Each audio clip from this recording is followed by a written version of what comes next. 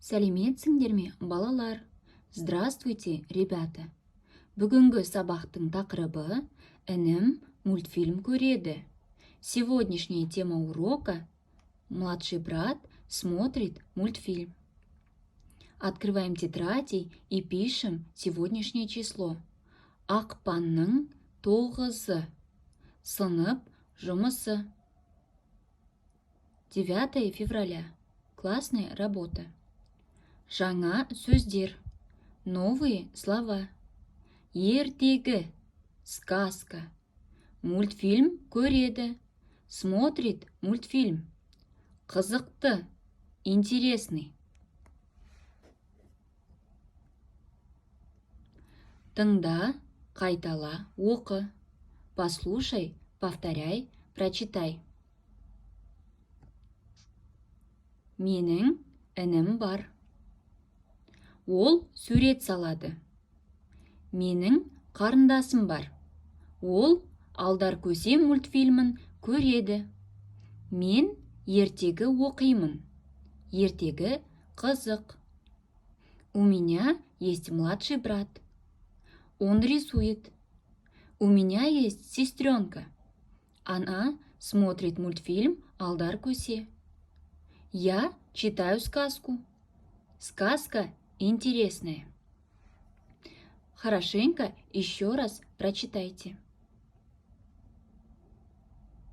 Теперь открываем страницу 42. Четвертое задание. 42-ші беттегі 4-ші тапсырманы орындаймыз. Сөйлемдерді дұрыс құрастырып жаз. Правильно составь и напиши эти предложения. Теперь я вам дам подсказку. Хорошенько слушайте. Мультфильм көремін мен. Нам дали такое предложение. Нам нужно написать это, как будет правильно. Мен мультфильм көремін. Пишем вот так. Второе. Ол салады сурет. Как будет? Ол сурет салады. Правильно. Ребята, сначала существительное. В конце предложения у нас что будет?